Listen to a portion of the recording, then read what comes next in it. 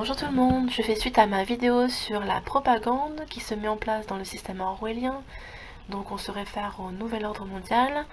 Aujourd'hui je vais vous parler de la censure, qu'est-ce que c'est que la censure, définition et mode d'action. Alors, je vous lis l'excellent article que j'ai trouvé sur internet qui se nomme Liberty Censure Propagande, ça c'est le nom du site que je mettrai dans la description. On y va. Qu'est-ce que la censure? Dans quel but est-elle organisée? Par qui et pour qui? Alors, la définition. Du mot latin censura, d'où vient le mot censure, désignait la fonction de censeur à Rome apparue en moins 440. Les censeurs, au nombre de 2, avaient entre autres responsabilités celle de faire le recensement, d'évaluer les biens, de veiller sur les mœurs et de contrôler la moralité des citoyens. Le verbe censeo signifie d'abord estimer, évaluer et en second lieu juger, censurer.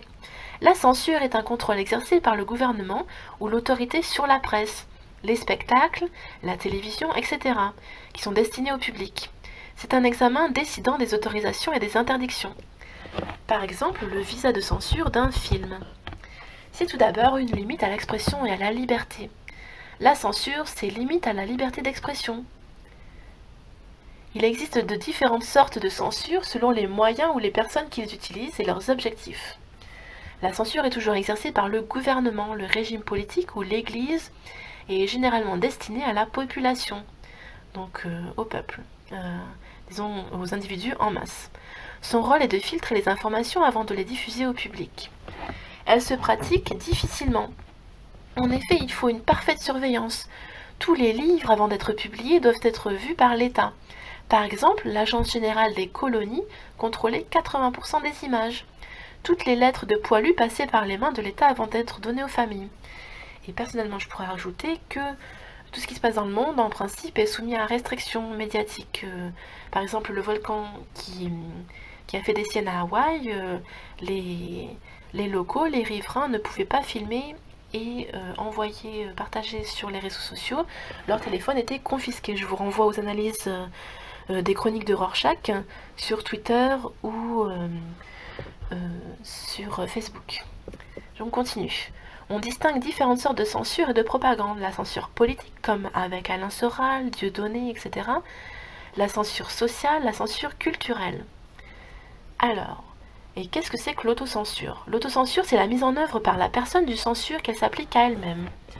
On va voir ces différentes applications dans cet article. Dans les pays démocratiques où il n'y a théoriquement pas de censure, enfin, selon les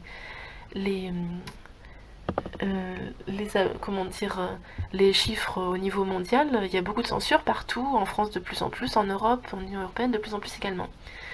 Donc dans les pays démocratiques où il n'y a théoriquement pas de censure, mais ça c'est théorique, en pratique c'est tout autre chose, les journalistes, pour ne citer que le principal exemple, peuvent écrire sans avoir à faire valider leurs articles par le gouvernement. Alors ça, j'ai jamais vu ça nulle part, honnêtement, donc c'est vraiment de la théorie. Cela s'appelle la liberté de la presse. La censure est, dans la plupart des cas, la surveillance, l'examen et le contrôle par un gouvernement ou un régime politique des moyens publics d'expression, tels que les journaux, la télévision ou les autres médias, moi j'ajouterai les réseaux sociaux, mais aussi du théâtre, des livres, des réunions, etc. L'autocensure peut avoir plusieurs causes. Alors, en premier, dans l'intérêt des investisseurs, et des multinationales certainement. Les grands médias sont souvent détenus par des compagnies privées, alors par des ONG. Les journalistes ont parfois tendance à ne pas écrire un article pouvant nuire aux intérêts des actionnaires, voire développer une tendance à délivrer des points de vue complaisants sur ces actionnaires. Par exemple, dans cet article, on cite la chaîne TF1, étant majoritairement détenue par Bouygues, le journal de TF1 pourrait avoir tendance à ne pas parler, ou seulement très rapidement, des problèmes juridiques de l'entreprise Bouygues. Ensuite, il y a l'ordre politique, pour cause de possibles représailles du pouvoir politique. En effet, de mauvaises actions dénoncées pourraient faire perdre la réputation du régime mis en place et faire suivre à des révoltes ou même à une révolution.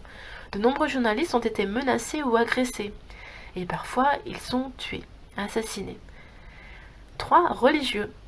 Afin de ne pas choquer certaines religions, l'auteur va faire taire ses idées. Ensuite, en 4, hiérarchique. Un journaliste aura peur de se faire licencier s'il dénonce des pratiques ou des actions malfaisantes envers son patron. Donc pour ce qui est de la censure, je vous renvoie à ma vidéo sur la censure des médias, la chute du quatrième pouvoir. A très bientôt.